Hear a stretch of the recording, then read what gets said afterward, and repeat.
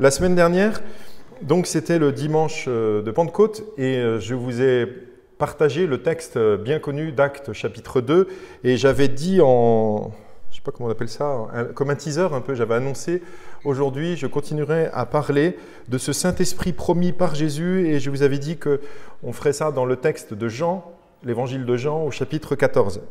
Alors sans trop attendre, on y va donc dans Jean chapitre 14 au verset 15 à 24 aujourd'hui. Alors, ça y est, vous avez trouvé? C'est rapide, hein? Non? Jean, chapitre 14, au verset 15. Ah, j'en profite pour saluer ceux qui sont sur Internet, voilà, parce qu'il y en a qui doivent peut-être être frustrés, que c'est plus comme avant.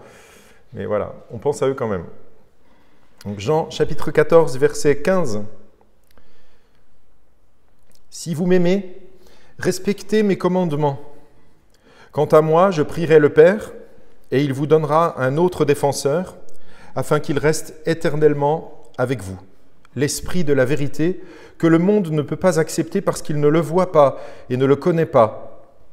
Mais vous, vous le connaissez, car il reste avec vous et il sera en vous. Je ne vous laisserai pas orphelin, je reviens vers vous. Encore un peu de temps et le monde ne me verra plus, mais vous, vous me verrez parce que je vis et que vous vivrez aussi. Ce jour-là, vous saurez que je suis en mon Père, que vous êtes en moi et moi en vous. Celui qui a mes commandements et qui les garde, c'est celui qui m'aime. Celui qui m'aime sera aimé de mon Père, et moi aussi je l'aimerai, et je me ferai connaître à lui. » Jude, à distinguer de l'Iscariote, lui dit « Seigneur, comment se fait-il que tu te feras connaître à nous et non au monde ?»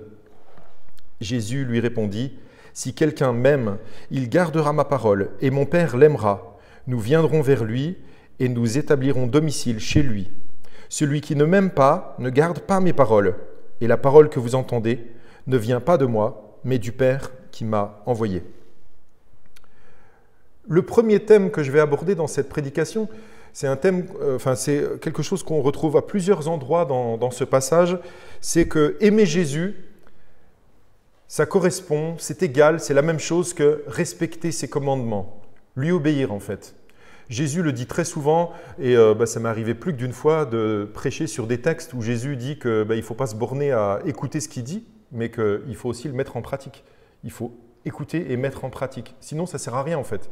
Dire « j'écoute », en gros, Jésus, il remet un peu en place ceux qui sont religieux, c'est-à-dire qui écoutent seulement, mais qui ne pratiquent pas. Donc en fait, ici, à plusieurs reprises, il leur dit ces conditions. « Si vous m'aimez, respectez mes commandements. » On trouve ça au verset 15. Ensuite, au verset 21, « Celui qui a mes commandements et qui les garde, c'est celui qui m'aime. » Alors, il y a quelqu'un qui est là, qui est surpris, c'est Jude, et qui demande pourquoi Jésus se fera connaître à eux et pas aux autres. Vous voyez, qui ne se fait pas connaître à tous. Eh bien, Jésus dit, si quelqu'un m'aime, voilà sa réponse, si quelqu'un m'aime, il gardera ma parole et mon Père l'aimera. Ainsi, les promesses qu'on trouve dans ce passage, notamment l'envoi de l'Esprit de vérité, le Saint-Esprit, ces promesses ne sont pas pour tous les hommes. Elles sont pour ceux qui écoutent et qui gardent les commandements de Jésus. En premier lieu, je fais une petite parenthèse, ce passage est attribué aux disciples. Et vous savez lesquels? On est dans Jean chapitre 14. En premier lieu, ces paroles sont attribuées, sont adressées à des gens, des vraies personnes, pas des lecteurs. Au départ, ce n'était pas juste écrit, c'était dit. Quand Jésus a prononcé ces paroles, à qui l'a-t-il dit? Vous le savez? Il n'y a personne. Si? À qui? Quelqu'un a déjà lu l'évangile de Jean? À ses disciples, qui sont au nombre de combien, à votre avis? 12? Presque 11. Parce qu'au chapitre 13 de l'évangile de Jean, Jésus a lavé les pieds de ses disciples et ensuite il a commencé le repas et à un moment pendant le repas, il a dit qu'il y en a un qui trahirait et c'était Judas l'Iscariote et Judas s'en est allé, il est parti et on est en Jean 14, donc juste un peu après. Finalement, ils ne sont plus que 11 autour de Jésus Et voilà que Jésus dit ces paroles pour ses apôtres. Jésus ne parle pas seulement de croire en lui, il dit que ses promesses, ce sont vraiment pour ceux qui l'aiment. Judas l'Iscariote, il a entendu les paroles de Jésus. Mais est-ce qu'il aimait Jésus? Pas assez au point de vouloir garder ses commandements. Il a fait ce qu'il avait à faire. Alors, quelle est la promesse de Jésus? C'est une promesse réconfortante pour ses disciples qui allaient le voir mourir et quitter la terre. En fait, vous savez, tout ce passage Jean 13 à 16, c'est un enseignement de Jésus. C'est les dernières heures de Jésus pendant le repas, le soir avant son arrestation.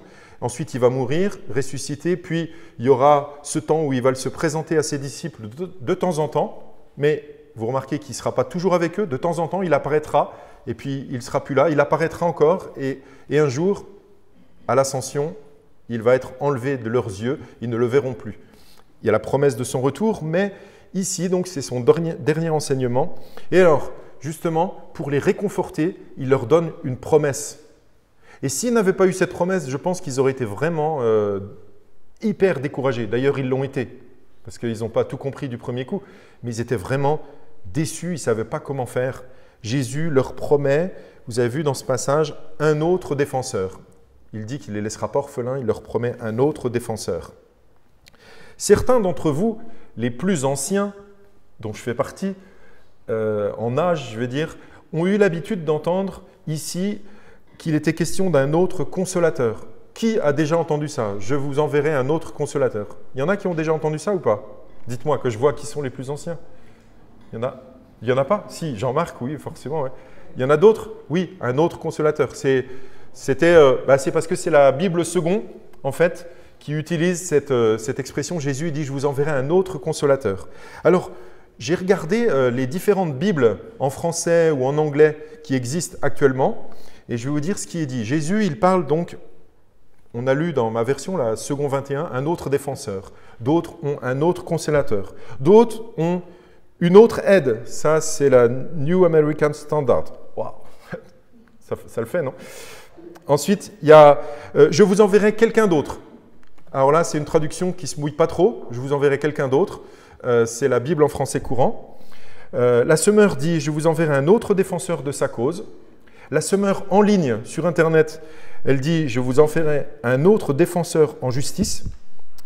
La second 21, donc je l'ai dit, c'est un autre défenseur.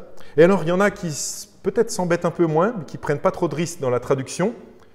C'est la Bible de Jérusalem et la TOB, la traduction œcuménique de la Bible, qui disent « Je vous enverrai un autre paraclète ».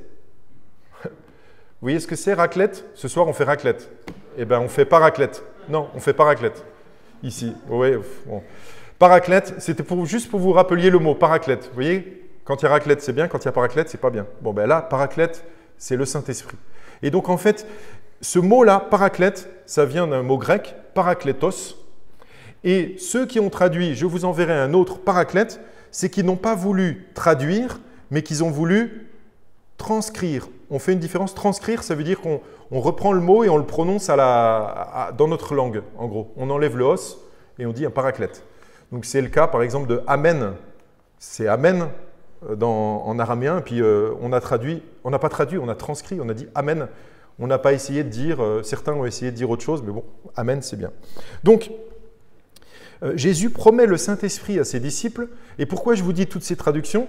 C'est pour voir quel est le sens, en fait, parce qu'il y a quand même une différence entre « je vous enverrai un autre consolateur » et « je vous enverrai un autre défenseur », non? Un consolateur, on pense à quelqu'un qui vient, puis qui vous prend dans ses bras, qui dit « t'inquiète pas, ça va aller, pleure sur mon épaule ». Et un autre défenseur ou défenseur en justice, on pense à quelqu'un qui est là pour nous aider parce qu'il y a un procès, en fait, il y a des difficultés et c'est quelqu'un qui va nous aider. Eh bien, aujourd'hui, la plupart des commentateurs, des spécialistes, des profs de théologie, de Nouveau Testament, penchent beaucoup plus vers un autre défenseur que vers un autre consolateur. C'était Louis II qui avait proposé un autre consolateur. C'était Calvin avant lui. Mais aujourd'hui, beaucoup pensent à défenseur. Je vous dis pourquoi? Parce que ce mot paraklétos a été utilisé 5 fois dans le Nouveau Testament. 4 fois dans l'évangile de Jean, dans ce discours-là, au chapitre 14, 15 et 16. Et puis une fois toujours par Jean, mais dans son épître, la première, 1 Jean 2, 1. Écoutez ce qu'il est dit. Vous n'allez pas entendre le mot paraklétos, parce que je vais le lire en français, mais il est caché dedans en fait. Vous allez me dire si vous le trouvez, d'accord ? Mes petits enfants, je vous écris cela afin que vous ne péchiez pas. Mais si quelqu'un a péché, nous avons un défenseur auprès du Père, Jésus-Christ le juste. Quelqu'un a trouvé le paraklétos ? Oui ? Nous avons un défenseur auprès du Père, Jésus-Christ le juste. Et là encore, les plus anciens parmi nous ont peut-être entendu souvent, nous avons un avocat auprès du Père. L'avocat, c'est celui qui nous défend quand on est accusé. D'accord ? Le défenseur aussi, mais j'ai lu dans un commentaire quelque chose que j'ai trouvé intéressant, c'est que dans le monde grec et romain à l'époque de Jésus, c'était pas si fréquent que ça qu'on soit défendu par un avocat professionnel. Quelqu'un qui vient, qu'on paye et qui nous défend quand on est accusé. La plupart du temps, on était défendu par un ami, quelqu'un de notre entourage et qui venait pour prendre notre défense lors d'un procès. Ici, il nous est dit que Jésus, c'est notre défenseur ou notre avocat auprès du Père. En fait, donc, pour bien retenir, il est littéralement dit que Jésus, il est le paraklétos qui est auprès du Père pour nous défendre. Or, quand Jean, dans ses évangiles, dit « Je vous enverrai un autre paraklétos », donc en fait un autre défenseur, il a sans doute en tête cette idée qu'il va nous envoyer un autre défenseur, quelqu'un qui va nous défendre, qui va défendre les disciples. Est-ce que vous avez déjà remarqué qu'il est question d'un autre défenseur ? Pas simplement « je vais vous envoyer un défenseur », mais je vais vous envoyer un autre défenseur. Ce qui veut dire qu'ils en avaient déjà un de défenseur. Vous voyez qui est le défenseur ? C'est Jésus. Dans 1 Jean 2,1, il dit que c'est notre avocat, notre défenseur. Donc il va en envoyer un autre, ça veut dire qu'il y en avait un, c'était déjà Jésus. Si Jésus était un défenseur, que défendait-il et qui défendait-il en fait ? Je ne sais pas si vous vous rappelez, maintenant ça fait peut-être presque 3 ans, 2 ans et demi, on avait fait dans notre église une série de prédications, alors pour ceux qui étaient là, sur l'évangile de Jean. Et j'avais essayé parfois de vous dire que dans l'évangile de Jean, c'est présenté comme sous la forme d'un procès, un procès entre Jésus et les siens. Les siens accusent Jésus et Jésus les accuse aussi. Dès le début de l'évangile de Jean, au chapitre 1, il est question d'une lumière. Je vous rappelle ce qu'il est dit au verset 9. « Cette lumière était la vraie lumière qui, en venant dans le monde, éclaire tout être humain. Elle était dans le monde et le monde a été fait par elle. » Vous voyez de qui il parle ? Jésus. « Pourtant, le monde ne l'a pas reconnue. Elle est venue chez les siens et les siens ne l'ont pas accueillie. » Donc l'évangile de Jean nous est présenté comme un procès. Par ses enseignements, Jésus dénonce les œuvres mauvaises des gens. Et il affirme qu'ils n'ont pas voulu venir à lui parce que leurs œuvres étaient mauvaises. C'est pour ça qu'ils ont fui. Ils rejettent la lumière, ils veulent les ténèbres. Mais ses opposants l'accusent à leur tour. Vous savez que Jésus a souvent été accusé de quoi ? Par exemple, de guérir quelqu'un un jour de sabbat. On l'accusait et on voulait l'arrêter, on voulait le faire mourir. On l'a accusé de se faire l'égal de Dieu. Un jour, Jésus, il a dit qu'il était un avec le Père. Moi et le Père, nous sommes un. Alors là, tout de suite, ils se baissent, ils prennent des cailloux. Mais quoi ? Il se fait l'égal de Dieu ? Il croit qu'il est Dieu ou quoi ? Et puis un jour, même, Jésus leur a dit, avant qu'Abraham fût, je suis. Déjà, le « je suis », c'était le « je suis » de l'Ancien Testament, c'était Dieu. Et en plus, il était en train de dire qu'il était né avant Abraham. Eh oh, tu nous prends pour un fou, quoi. Pour des fous. Donc non, en fait, ils étaient en procès contre lui. Mais Jésus a assuré sa défense. Il s'est défendu. Et je vous invite, si vous avez envie de voir que le thème du procès dans l'évangile de Jean, il y a un chapitre très intéressant à lire. C'est la fin du chapitre 5. À partir du verset 31, si ça trotte dans vos têtes, vous irez lire, vous verrez que Jésus est comme dans ce procès et qu'il se défend et il dit, en fait, vous m'accusez, mais il y a des témoins qui me défendent. Et en fait, il dit, je ne témoigne pas pour moi-même, parce que dans l'Ancien Testament, il y avait une loi qui disait qu'on ne pouvait pas témoigner en notre faveur tout seul, en fait. Il fallait qu'il y ait d'autres qui témoignent pour nous.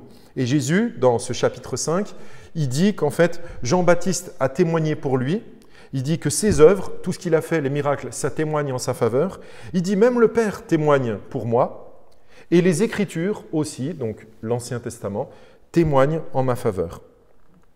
Donc dans ce procès que le monde intente contre Jésus, Jésus est le défenseur, le paraklétos. Et en plus, pour nous convaincre encore plus, Jean nous dit dans son évangile que Jésus était rempli de cet autre défenseur qui allait venir. Vous savez qui c'est cet autre défenseur, cet autre paraklétos? C'est le Saint-Esprit. Il nous dit, en fait, ça c'est écrit dans Jean 3, 34, « En effet, celui que Dieu a envoyé dit les paroles de Dieu, parce que Dieu lui donne l'Esprit sans mesure. » Alors, qui continuera à défendre la cause de Jésus quand Jésus sera parti? Eh bien, Jésus leur promet de leur envoyer un autre défenseur pour le remplacer, pour être avec eux et même pour être en eux. Et bon, bien sûr, ça a dû les réconforter et ils en avaient terriblement besoin. Un défenseur en eux. En fait, tout le temps où Jésus était avec eux, c'est lui qui assurait la défense. C'est lui qui était confronté à la violence des propos et puis la violence physique des hommes. Mais vous vous rappelez que les disciples, les apôtres, eux aussi vont être persécutés. Vous avez déjà lu ça dans les évangiles. Je vous en cite un seul exemple pour vous rafraîchir la mémoire. Matthieu chapitre 10. « À cause de moi, vous serez conduits devant des gouverneurs et devant des rois pour leur apporter votre témoignage, à eux et aux non-juifs. Mais quand on vous fera arrêter, ne vous inquiétez ni de la manière dont vous parlerez, ni de ce que vous direz. Ce que vous aurez à dire vous sera donné au moment même. En effet, ce n'est pas vous qui parlerez. » Ah bon? Alors c'est qui? C'est l'Esprit de votre Père qui parlera en vous. Donc en fait, il est en train de leur dire, ce défenseur-là, qui a agi en moi, eh bien maintenant, il va agir aussi en vous, pour parler finalement à votre place. Alors bien sûr, je ne sais pas si tout le monde a compris, mais c'est eux qui vont parler quand même avec leur bouche. Sinon, vous imaginez, ce n'est pas une voix qui va parler, puis les autres vont dire « Ah, c'est quoi ce phénomène ?» Non, ils vont vraiment parler, mais en fait, ça veut dire que les paroles viendront du Père et par le Saint-Esprit. Je ne sais pas si vous remarquez, mais très souvent, il nous est parlé du Père, du Fils, du Saint-Esprit, et des fois, ce qui nous est dit du Père, c'est dit aussi du Fils, ce qui nous est dit du Fils, c'est dit aussi du Saint-Esprit. Moi, je trouve que c'est extraordinaire. Revenons à la promesse de Jésus, donc dans Jean 14. Il dit « Quant à moi, je prierai le Père,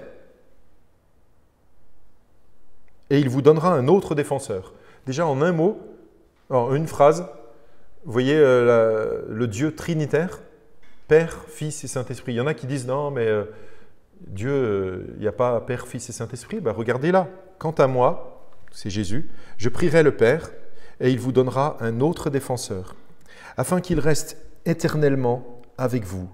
L'Esprit de la vérité que le monde ne peut pas accepter parce qu'il ne le voit pas et ne le connaît pas. » Puis là, je vais peut-être vous apprendre quelque chose. On va lire ça, puis je vais peut-être vous surprendre. Je fais ça exprès, j'essaye d'attirer l'attention.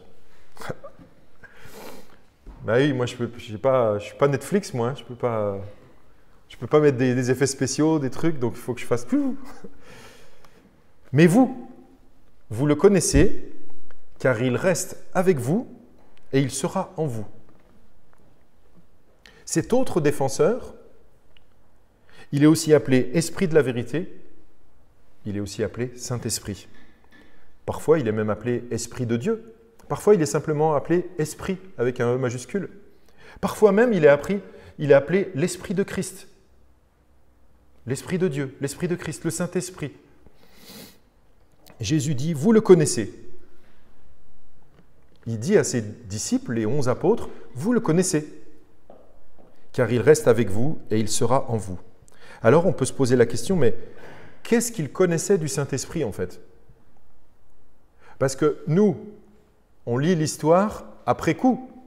On a entendu parler de la Pentecôte, on sait ce qui s'est passé, on connaît les enseignements de Jésus, mais on peut se poser la question, à ce moment-là de l'histoire, qu'est-ce qu'ils connaissaient? Jésus dit, vous le connaissez. Donc, ils connaissent le Saint-Esprit. On ne peut pas mettre en doute ce que Jésus dit. Le Saint-Esprit était-il déjà à l'œuvre en eux, à votre avis? Et avant d'y répondre, j'aimerais qu'on se rappelle que déjà dans l'Ancien Testament, le Saint-Esprit était à l'œuvre. On est avant la Pentecôte. La Pentecôte, c'est Actes chapitre 2, c'est après la mort, la résurrection, l'ascension de Jésus. Il y a la Pentecôte. Mais avant, le Saint-Esprit était déjà à l'œuvre. Vous vous rappelez de Moïse ? Vous vous rappelez que quelqu'un, par exemple, à un moment, lui parle de prophète, et Moïse, il dit, mais plaise à Dieu que tout le monde soit prophète dans le peuple de Dieu. Mais en fait, tout le monde ne l'était pas. Dans l'Ancien Testament, je l'ai déjà dit la semaine dernière, c'est seulement certaines personnes, à cause de leur fonction, en fonction de leur ministère en fait spécial, ils recevaient le Saint-Esprit. Il y a eu Saül, par exemple, pourtant ça n'a pas été un bon roi. Hein. Il a reçu le Saint-Esprit, l'onction du Saint-Esprit, il a même prophétisé un moment, et puis après, l'Esprit s'est retiré de lui parce qu'il a désobéi à Dieu, il a désobéi aux paroles de Samuel. Mais donc, Saül même a été rempli de l'Esprit. David, le roi, a été rempli de l'Esprit. D'ailleurs, dans les églises évangéliques d'aujourd'hui, ça arrive, on ne l'a pas chanté ni la semaine dernière, ni aujourd'hui, mais ça arrive qu'on chante un chant de David, et qu'est-ce qu'on dit ? Quand l'Esprit de Dieu agit en moi, qu'est-ce que je fais ? Je chante comme David, je danse comme David, j'exulte comme David. Alors donc, on prend exemple sur David, comme quoi il aurait le Saint-Esprit, mais c'est bien avant la Pentecôte. Donc, David est rempli de l'Esprit, oui. Remarquez, David, ça peut peut-être nous aider à comprendre un peu pourquoi, malgré le fait qu'on soit rempli de l'Esprit, il nous arrive de déraper. David est rempli de l'Esprit, mais à un moment, il s'est laissé détourner de la présence de Dieu dans sa vie, pour autre chose, d'autres plaisirs. Les prophètes sont remplis de l'Esprit aussi. C'est par l'Esprit qu'ils prophétisent, qu'ils annoncent les paroles de Dieu. Ils reçoivent les paroles de Dieu, ils les donnent. Et alors, vous pouvez dire, ça c'était quelques exceptions.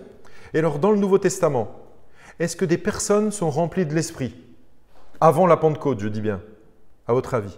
Avant la Pentecôte. Peut-être ça va vous perturber, puis vous allez lire la Bible autrement maintenant, parce que vous allez dire, je croyais que c'était à la Pentecôte que le Saint-Esprit venait. Oui, c'est vrai. Mais en même temps, il y avait comme des prémices à l'avance de personnes qui étaient remplies de l'Esprit. Dans le Nouveau Testament, par exemple, quand Jésus est amené par ses parents le 8e jour pour être circoncis dans le temple, il y a un grand-père là, et puis une grand-mère qui sont là, et il est dit qu'ils sont remplis de l'Esprit en fait. Et remplis de l'Esprit, ils prononcent des paroles prophétiques, des paroles merveilleuses. Un autre exemple de la possibilité de la présence de l'Esprit même avant la Pentecôte. Jean, chapitre 3, tout le monde sait de qui ça parle ? Jésus et Nicodème. Jésus et Nicodème. Jésus, vous savez, c'est cette histoire où il va parler avec Nicodème qui ne comprend pas tout, pourtant il est enseignant du peuple d'Israël, et il ne comprend pas comment on peut faire pour naître d'en haut ou naître de nouveau. La nouvelle naissance. Il dit, je ne comprends pas en fait. Et voici ce que Jésus lui dit. Jean 3, 5. En vérité, je te le dis, à moins de naître d'eau et d'esprit, on ne peut entrer dans le royaume de Dieu. Ce qui est né de parents humains est humain, et ce qui est né de l'esprit est esprit. Ne t'étonne pas que je t'ai dit, il faut que vous naissiez de nouveau. Le vent souffle où il veut, et tu en entends le bruit, mais tu ne sais pas d'où il vient, ni où il va. C'est aussi le cas de toute personne qui est née de l'esprit. En fait, dans ce passage-là, on voit l'association naître d'eau et d'esprit. N'y voyez pas, réfléchissez si vous voulez, mais n'y voyez pas naître d'eau comme étant le baptême et naître d'esprit comme étant le baptême de l'esprit. Les deux, naître d'eau et d'esprit, symbolisent sans doute ou expriment le fait d'être rempli de l'esprit et d'être né de nouveau. Naître d'eau et d'esprit, c'est la même chose que dans le texte un peu plus loin où il est dit « né de l'esprit ». La nouvelle naissance, naître d'en haut, c'est par l'œuvre de l'esprit. Et Jésus enseigne ça à Nicodème. Est-ce qu'il est en train de lui dire, tu sais, un jour, ça sera possible de naître de l'esprit, un jour, ça sera possible de naître d'en haut, un jour, l'eau, c'est le symbole de la purification par l'esprit, un jour, ça sera possible tout ça? Non, il lui dit, c'est possible maintenant en fait. Donc on est avant la Pentecôte, c'est possible d'avoir cette naissance par l'esprit en fait. La femme samaritaine, Jean chapitre 4, c'est le chapitre suivant, elle veut boire, ou plutôt c'est Jésus qui lui demande à boire, Et puis elle dit, mais toi, tu ne pourrais pas puiser de l'eau. Voici ce que Jésus lui répond. Si tu savais quel est le cadeau de Dieu et qui est celui qui te dit « Donne-moi à boire », tu lui aurais toi-même demandé à boire et il t'aurait donné quoi? De l'eau vive. Or, l'eau vive symbolise aussi l'esprit. On retrouve ça aussi dans l'Ancien Testament, c'était une promesse. L'eau vive qui sanctifie, qui purifie. Donc, il t'aurait donné de l'eau vive. Ah bon? On est avant Pentecôte ou après?